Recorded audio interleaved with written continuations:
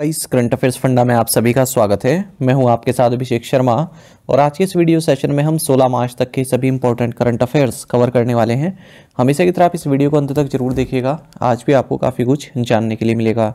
साथ ही गाइस इस सेशन को शुरू करने से पहले आप सभी को बताना चाहूँगा, यदि आप हमारे daily current affairs PDF, weekly PDF, monthly PDF और हर महीने के banking and economic awareness PDF चाहते हैं तो करंट अफेयर्स फंडा का 1 ईयर मेंबरशिप प्लान आप ज्वाइन कर सकते हैं, जिसका लिंक आपको वीडियो के डिस्क्रिप्शन में या फिर फर्स्ट कमेंट में मिल जाएगा।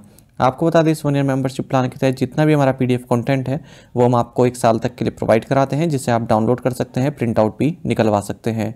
कोई भी आपका एग्जाम हो, banking, SSC, railway, state, PCS, जहाँ पर भी जनरल अवेयरनेस या करंट अफेयर्स पूछे जाते हैं, सभी एग्जाम्स के लिए हमारा पीडीएफ कंटेंट काफ़ी यूजफुल है। साथ ही आपको बता दें, इस 1 ईयर मेंबरशिप प्लान के तहत हम आपको कैटेगरी वाइज क्विज भी प्रोवाइड कराते हैं हमारी करंट अफेयर्स फंडा ऐप पर। क्विज की कैटेगरी आप देख सकते हैं, schemes, MOU, summit, economy, sports, book and author, defence, science and technology, banking, appointment, opportunity और भी सारी कई कैटेगरीज हैं जिनमें आप अपना करंट अफेयर्स को क्विज फॉर्मेट में प्रैक्टिस कर सकते हैं। तो एक बार अगर आपने करंट अफेयर्स पढ़ लिए, उसके बाद आप ये क्विज अटैम्प्ट करते हैं तो आपके करंट अफेयर्स काफ़ी स्ट्रॉन्ग बन जाते हैं। तो लिंक आपको वीडियो के डिस्क्रिप्शन में या फिर फर्स्ट कमेंट में मिल जाएगा। और कोई भी अगर आपका डाउट है हमारे इस पीडीएफ कोर्स संबंधित तो कमेंट बॉक्स में आप प्लीज़ लिखिएगा। चलिए फिर करते हैं शुरुआत इस वीडियो सेशन की। सबसे पहले आज का क्वेश्चन देख लेते हैं, इसका आंसर आपको भी कमेंट बॉक्स में करना है। हाल ही में भारतीय वायुसेना ने निम्नलिखित में से किस स्थान पर आईएनएस जटायु को तैनात किया? Recently the Indian navy commissioned INS Jatayu eight which of the following places? Options आपके सामने हैं, सही आंसर आपको बताना है। ऑप्शंस हैं कारवार, लक्षद्वीप, विशाखापट्टनम या फिर अंडमान एंड निकोबार। तो जल्दी से आप आंसर कर दीजिए, फिर हम आगे बढ़ते हैं। और इसी तरह क्वेश्चन यदि आप प्रैक्टिस करना चाहते हैं तो हमें टेलीग्राम पर जरूर ज्वाइन करें, करंट अफेयर्स फंडा नाम से हमारा टेलीग्राम चैनल है।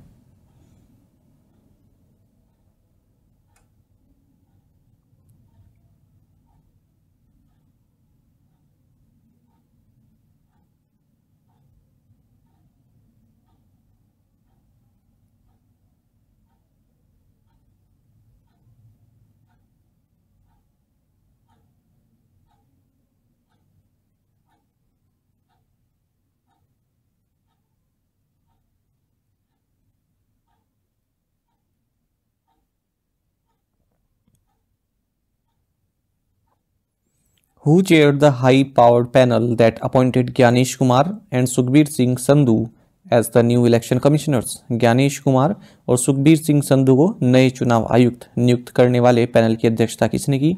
ऑप्शंस आपके सामने है, सही आंसर ऑप्शन डी है, प्राइम मिनिस्टर ऑफ इंडिया। आपको जाना चाहिए retired IAS officers Gyanesh Kumar और सुखबीर सिंह संधू, इन्हें नया इलेक्शन कमिश्नर अपॉइंट किया गया है और इनके जो नाम चयन किए गए हैं, ये एक हाई पावर्ड पैनल जिसकी अध्यक्षता प्राइम मिनिस्टर नरेंद्र मोदी ने की, इनके द्वारा ये नाम तय किए गए। हालांकि अपॉइंटमेंट प्रेसिडेंट द्वारा की जाती है। आपको जाना चाहिए इनसे पहले इनकी अपॉइंटमेंट इसलिए की गई क्योंकि अनूप चंद्र पांडे ये फरवरी में रिटायर हो गए थे, ये इलेक्शन कमिश्नर थे। और हाल ही में अरुण गोयल जो कि दूसरे इलेक्शन कमिश्नर थे, इन्होंने भी अपना रेजिग्नेशन दे दिया। ठीक है, तो 2 वैकेंसीज यहाँ पर क्रिएट हो गई थी, उन दोनों वैकेंसीज को फिल करने के लिए ज्ञानेश कुमार और सुखबीर सिंह संधू की अपॉइंटमेंट की गई है। आपको जाना चाहिए जो ये सिलेक्शन कमेटी है इसमें prime minister Narendra Modi, union home minister Amit Shah और जो लीडर ऑफ कांग्रेस हैं लोकसभा में अधीर रंजन चौधरी, ये शामिल रहे।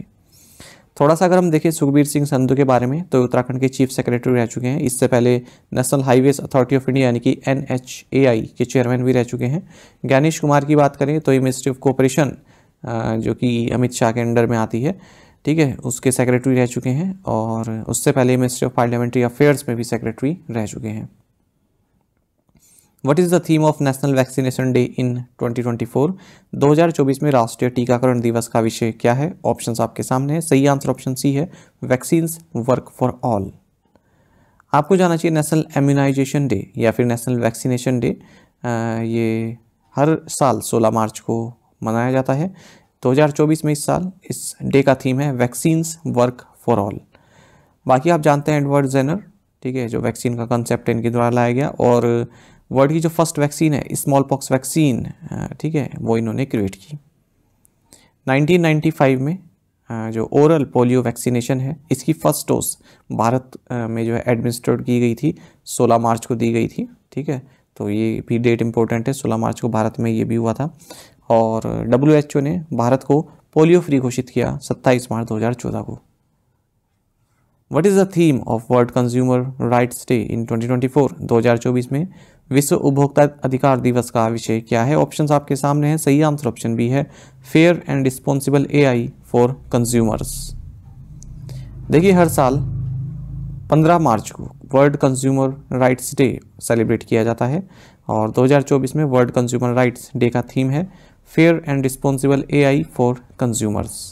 बाकी आपको ये भी जानना चाहिए, जो मार्च के महीने में जो सेकंड थर्सडे होता है उस दिन वर्ल्ड किडनी डे भी मनाया जाता है। इस बार ये 14 मार्च को मनाया गया और थीम रहा इसका वर्ल्ड किडनी डे का इस साल kidney health for all, advancing equitable access to care and optimal medication practice.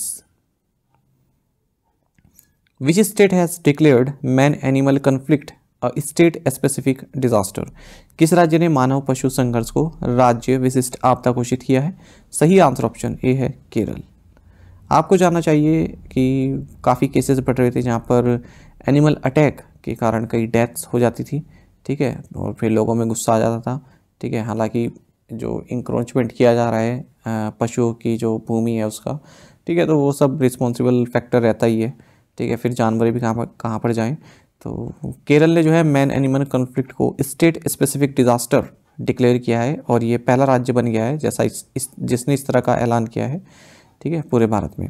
आपको जानना चाहिए, फिलहाल जो मैन एनिमल कन्फ्लिक्ट होती है उसकी रिस्पॉन्सिबिलिटी फॉरेस्ट डिपार्टमेंट की होती है, जो कि वाइल्ड लाइफ प्रोटेक्शन एक्ट के तहत कार्य करता है। लेकिन अब जब ये इशू स्टेट स्पेसिफिक डिजास्टर घोषित कर दिया गया है, तो अब ये फॉरेस्ट डिपार्टमेंट के पास न जाकर जो स्टेट का डिजास्टर मैनेजमेंट अथॉरिटी है उसके पास चला जाता है, ठीक है, जो कि डिजास्टर मैनेजमेंट एक्ट के अकॉर्डिंग कार्य करता है। तो उससे क्या होगा, जो है काफ़ी तेज़ी आ जाती है प्रक्रिया में, जो भी एक्शन वगैरह लेना है, जैसे किसी बार अटैक किया है तो बाकी सब कैसे उसको पकड़ना है, तो इसमें तेज़ी आ जाती है, ठीक है। वाइल्ड लाइफ प्रोटेक्शन एक्ट में क्या है, थोड़ा हाथ बंधे रहते हैं और यहाँ पर जो है इस वाइल्ड लाइफ प्रोटेक्शन एक्ट को भी जो है ओवरराइड किया जा सकता है। Which of the following banks will not serve as a payment system provider PSP bank for 197 Communications Limited under the UPI multi bank model? निम्नलिखित में से कौन सा bank UPI multi bank model के तहत 197 Communications Limited के लिए भुगतान प्रणाली प्रदाता बैंक के रूप में काम नहीं करेगा? सही आंसर ऑप्शन ए है, RBL बैंक। इसका मतलब बाकी की जो 3 बैंक हैं ये सही है। देखिए, national payments corporation of India ने अपनी अप्रूवल दे दी है 197 कम्युनिकेशंस लिमिटेड को कि थर्ड पार्टी एप्लीकेशन प्रोवाइडर के तौर पर कार्य कर सकता है under multi bank model for unified payments interface UPI के लिए, ठीक है। तो इस अरेंजमेंट के तहत जो 4 बैंक हैं, axis bank, HDFC bank, state bank of India and YES bank, ये पेमेंट सिस्टम प्रोवाइडर बैंक्स की तरह कार्य करेंगे 197 कम्युनिकेशन लिमिटेड के लिए। और इसके अलावा YES बैंक ये मर्चेंट एक्वायरिंग बैंक की तरह कार्य करेगा for both existing and new UPI merchants associated with 197 communications। बाकी आप जानते हैं रिजर्व बैंक ऑफ इंडिया ने under section 35A of the banking regulation act 1949 के तहत कुछ डायरेक्शंस इशूड की थी, जो भी पेटीएम बैंक है, ठीक है, पेमेंट बैंक है, इसे कस्टमर से संबंधित, और इसमें कोई भी आप डिपॉजिट नहीं डाल सकते हैं या फिर क्रेडिट ट्रांजैक्शन नहीं कर सकते 15 मार्च के बाद, और जो विड्रॉल है या फिर यूटिलाइजेशन ऑफ बैलेंसेज हैं without restriction, ceases of money services except for withdrawal and fund transfer from available balances, ये सभी मतलब वो लगाए हुए हैं बैंक पर ना, जैसे termination of nodal accounts of 197 communication limited and Paytm and completion of pipeline transaction settlements by March 15, 2024। Gustavo Adrianzen Olaya has sworn in as the new Prime Minister of which country? गुस्टावो Adrianzen ओलाया ने किस देश के नए प्रधानमंत्री के रूप में शपथ ली? सही आंसर ऑप्शन ए, पेरू है। आपको जानना चाहिए, गुस्टावो एड्रियनजेन ओलाया ये पेरू के नए प्राइम मिनिस्टर बने हैं और ये रिप्लेस कर रहे हैं एल्बर्टो ओटारोला को। पेरू की बात करते हैं, कैपिटल लीमा है, करेंसी है sol. Which insurance company has appointed Alok Rungta as managing director and CEO? किस बीमा कंपनी ने आलोक रुंगटा को प्रबंध निदेशक और CEO नियुक्त किया है? सही आंसर ऑप्शन डी है, future generally India life insurance. आपको जानना चाहिए, जो future generally India life insurance है इसने आलोक रुंगटा को मैनेजिंग डायरेक्टर एंड CEO नियुक्त किया है। 1 अप्रैल से इनका जो टर्म है ये स्टार्ट होगा। अगर हम इसकी बात करें future generally India life insurance की, FGILI की, तो ये एक Indian publicly held life insurance company, इसका हेडक्वार्टर्स मुंबई में है। एक जॉइंट वेंचर है जनरली ग्रुप, जो कि एक इटालियन इंश्योरेंस कंपनी है, और फ्यूचर ग्रुप के बीच में, जो कि एक इंडियन कंग्लोमेरेट है। साथ ही आपको जानना चाहिए जो कंपटीशन कमीशन ऑफ इंडिया है, इसने हाल में अपना अप्रूवल दे दिया है, जिसके तहत जो ये फाइनेंशियल टेक्नोलॉजी कंपनी है गैलेगरप्रेन्योर्स इंटरनेट प्राइवेट लिमिटेड, ठीक है, इसका मर्जर हो जाएगा north east small finance bank के साथ। बाकी आपको जानना चाहिए national highways authority of India ने एक 5 ईयर मेमोरेंडम अंडरस्टैंडिंग साइन किया HLL लाइफ केयर लिमिटेड के साथ to provide immediate assistance to accidents victims and to strengthen NHAI's incident management system on the national highways. What is the total value of the loan agreement signed between the Government of India and Asian Development Bank to strengthen the fintech ecosystem? Fintech ecosystem को मजबूत करने के लिए भारत सरकार और Asian development bank के बीच कितनी राशि के ऋण समझौते पर हस्ताक्षर किए गए? सही आंसर ऑप्शन डी है, $23 मिलियन। देखिए, गवर्नमेंट ऑफ इंडिया और एशियन डेवलपमेंट बैंक ने $23 मिलियन का लोन एग्रीमेंट साइन किया है, जिसके तहत जो Gujarat international finance tech city यानी कि गिफ्ट सिटी है, तो यहाँ पर quality fintech education, research and innovation को बढ़ावा दिया जा सके। आप जानते हैं जो गिफ्ट सिटी है, ठीक है, यानी कि Gujarat international finance tech city, ये एक सेंट्रल बिजनेस डिस्ट्रिक्ट है under construction in the Ahmedabad district. बाकी गिफ्ट का एक्रोनिम तो आपको पता ही है, ऊपर भी डिस्कस किया जा चुका है, Gujarat international gift finance tech city. और हाल ही में हमने ये भी देखा था कि गवर्नमेंट ऑफ इंडिया ने एशियन डेवलपमेंट बैंक के साथ $181 मिलियन का लोन एग्रीमेंट साइन किया है to improve liveability and mobility in Ahmedabad. India and which country signed a memorandum of understanding on cooperation in the sphere of law and dispute resolution? Bharat और किस देश ने कानून और विवाद समाधान के क्षेत्र में सहयोग पर समझौते ज्ञापन पर हस्ताक्षर किए? सही आंसर ऑप्शन सी है, सिंगापुर। देखिए, भारत और सिंगापुर ने एक मेमोरेंडम ऑफ अंडरस्टैंडिंग साइन किया है, जिसके तहत ये दोनों ही countries law and dispute resolution से संबंधित क्षेत्र में जो है आपसी सहयोग करेंगे। The memorandum of understanding is on further cooperation between the two countries in the areas of common interest such as international commercial dispute resolution, matters relating to promotion of robust alternative dispute resolution mechanism in respective countries, and establishment of joint consultative committee to oversee the implementation of memorandum of understanding। ठीक है, इस तरह की चीज़ें तो ये फालतू की होती है, केवल आपको MOU कैसे पढ़ना है शॉर्ट में याद रखा करें, India plus Singapore equals to law and dispute resolution, बस आपका करंट अफेयर इतना हो गया MOU। ठीक है, जैसे आप अब जैसे ये वाला क्वेश्चन है, इसमें आपने देखा India plus ADB $23 million total loan plus gift city, बस खत्म, इतना पढ़ना है। ठीक है, अब हमें तो करंट अफेयर आपको पढ़ाना है ना, तो इसलिए पूरी जानकारी देनी पड़ती है, ये सब चीज़ें लिखनी पड़ती हैं, लेकिन आपको स्मार्ट अप्रोच अपनाना है। ये मैं आपको पीछे की सारी चीज़ें दिखा रहा हूँ। ठीक है, अब जैसे ये है फ्यूचर जनरली, ये तो आप देखिए, तो छोटा ही बताया मैंने आपको। अब ये जो future generally India life insurance है, इसका हेडक्वार्टर्स कहाँ है? ठीक है, ये आपके इतना महत्वपूर्ण नहीं है। हाँ, इंश्योरेंस कोई एग्ज़ाम है तो उसमें हो सकता है कि पूछ ले किसके बीच में जॉइंट वेंचर है। ठीक है, बाकी आपके लिए केवल इतना इंपॉर्टेंट है। ठीक है, तो थोड़ा स्मार्ट अप्रोच रखें, हमें तो पढ़ाना है। अगर मैं इसको इस तरह से करूँ तो फिर एक पेज में आ जाएगा सारे करंट अफेयर, है ना, वो प्रॉपर तरीका भी नहीं है। हाँ, आप पढ़ रहे हैं, अपने हिसाब से नोट्स बनाइए। ये हम देख चुके हैं ना, आगे पढ़ते हैं। अब जैसे ये है, इसमें आपको हर एक चीज़ देखनी पड़ेगी, समझना पड़ेगा इस करंट अफेयर को। Who chaired the high level committee on simultaneous elections that recently submitted its report to the president of India? देश में एक साथ चुनाव कराए जाने के संदर्भ में गठित उच्च स्तरीय समिति की अध्यक्षता किसने की, जिसने हाल ही में भारत के राष्ट्रपति को अपनी रिपोर्ट सौंपी? सही आंसर ऑप्शन डी है, रामनाथ कोविंद। देखिए, एक high level committee on simultaneous elections जिसे कॉन्स्टिट्यूट किया गया था under the chairmanship of former president of India Ramnath Kovind. ठीक है, रामनाथ कोविंद की अध्यक्षता में ये एक high level committee on simultaneous elections का गठन किया गया था। ये हाल ही में president of India Droupadi Murmu से मिली है ये कमेटी और अपनी रिपोर्ट सौंपी है। ये रिपोर्ट में 18,626 पेजेस हैं और 191 दिन इन्होंने लिए हैं ये रिपोर्ट बनाने में। 2 सितंबर 2023 को गठित की गई थी ये कमेटी। अदर मेंबर्स की अगर हम बात करें इस कमेटी में अमित शाह रहे, गुलाम नबी आज़ाद, NK सिंह, डॉक्टर सुभाष सी कश्यप, हरीश साल्वे, संजय कोठारी, ये सब रहे इस कमेटी में। अर्जुन राम मेघवाल जो कि minister of state independent charge ministry of law and justice हैं, ये स्पेशल इन्वाइटी रहे। डॉक्टर नितेन चंद्र ये सेक्रेटरी रहे इस हाई लेवल कमेटी के। 47 पॉलिटिकल पार्टीज ने अपने व्यूज़ और सजेशन इसमें दिए, जिसमें से कि 32 ने सपोर्ट किया है साइमल्टेनियस इलेक्शंस को। अच्छा, इस कमेटी ने ये कहा है कि इस कमेटी ने 2 स्टेप अप्रोच बताए हैं साइमल्टेनियस इलेक्शंस के लिए। पहला स्टेप बताया है कि जो साइमल्टेनियस इलेक्शन है ये लोकसभा और स्टेट लेजिस्लेटिव असेंबलीज जो हैं, राज्य विधानसभा जो होती हैं, इनके एक साथ कराए जाएं।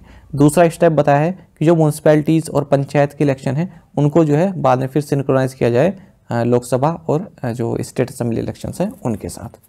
ठीक है, तो 2 स्टेप अप्रोच उन्होंने बताया है। कमेटी ने भी कहा है कि जो भी तीनों टीयर के जो इलेक्शन है, यानी कि लोकसभा के और विधानसभा के और पंचायत म्यूनसिपैलिटीज़ के, ठीक है, इनके लिए सिंगल इलेक्टोरल रोल होना चाहिए, single electoral photo identity cards होने चाहिए। When has the third settlement scheme on illiquid stock option cases announced by SEBI commenced? SEBI द्वारा घोषित इलिक्विड स्टॉक विकल्प मामलों पर तीसरी निपटान योजना कब शुरू हुई? सही आंसर ऑप्शन बी है, मार्च 11। देखिए, securities and exchange board of India ने third settlement scheme for entities involved in reversal trades in the stock option segment on BSE in 2014 and 2015, ठीक है, इसको इंट्रोड्यूस किया है। ये स्कीम 11 मार्च को शुरू हो चुकी है और 10 मई को ख़त्म होगी।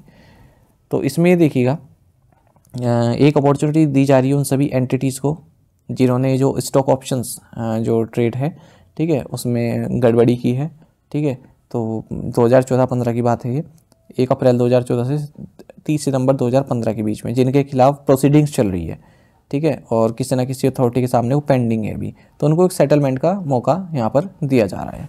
ठीक है, अब सेटलमेंट किसी भी तरह से हो सकता है, तो उसका मौका यहाँ पर दिया जा रहा है। 11 मार्च से शुरू हो चुका है, 10 मई तक ये सेटलमेंट चलेगा, और जब ये फिर एक्सपायर हो जाएगी ये 10 मई के बाद, दोबारा से फिर जो पुराना प्रोविज़न चल रहा है उससे ही चालू होगा। तो जो इसमें सेटलमेंट करना चाहते हैं वो कर सकते हैं। लिखा भी है, by availing the benefit of the scheme the entities can settle such proceedings and avoid further delay in the conclusion of the said proceedings and the associated long run legal processes और expenses among others. Settlement का मतलब यही होता है कि आप जो है लंबी कानूनी प्रक्रिया में ना जाएं, ठीक है, जल्द से जल्द उसका निपटान हो जाए। Which state government signed a letter of intent with the World Economic Forum to set up a state-of-the-art center for artificial intelligence in the state? किस राज्य सरकार ने राज्य में कृत्रिम बुद्धिमत्ता यानी कि AI के लिए एक अत्याधुनिक केंद्र स्थापित करने के संबंध में विश्व आर्थिक मंच के साथ आशय पत्र पर हस्ताक्षर किए? सही आंसर ऑप्शन सी है, कर्नाटक। देखिए, Karnataka state government letter of intent sign किया है वर्ल्ड इकोनॉमिक फोरम के साथ, जिसके तहत राज्य में आर्टिफिशियल इंटेलिजेंस, ठीक है, के लिए जो है एक एक्सीलेंस सेंटर बनाया जाएगा। कर्नाटक की बात करते हैं, बेंगलुरु कैपिटल है, चीफ मिनिस्टर सिद्धरामैया है, गवर्नर है Thawarchand Gehlot. World economic forum की बात करते हैं, चेयरपर्सन बॉर्ड ब्रेंडे हैं और फाउंडर इसके रहे हैं क्लॉस स्वाब, हेडक्वार्टर्स है कोलोगनी स्विट्जरलैंड में। Which bank has launch the earth green term deposit summit? किस बैंक ने अर्थ ग्रीन टर्म डिपॉजिट स्कीम शुरू की है? सही आंसर ऑप्शन बी है, बैंक ऑफ बड़ौदा। देखिए, जो बैंक ऑफ बड़ौदा है ये second largest public sector bank है। इसने BOB अर्थ ग्रीन टर्म डिपॉजिट स्कीम को लॉन्च किया है, ठीक है, ताकि जो भी इनके पास डिपॉजिट आए उसको इन्वायरमेंट फ्रेंडली प्रोजेक्ट्स और सेक्टर्स के लिए दिया जा सके। तो यहाँ पर 7.17% का जो है इंटरेस्ट दिया जा रहा है डिपॉजिटर्स को उनकी इन्वेस्टमेंट पर, ठीक है, और ये जो भी पैसा है, ये जो भी ग्रीन प्रोजेक्ट्स हैं उन पर जो है उनको दिया जाएगा लोन के अमाउंट में। Which institution has secured approval from the Green Climate Fund for its first anchored project Awana sustainability fund ASF?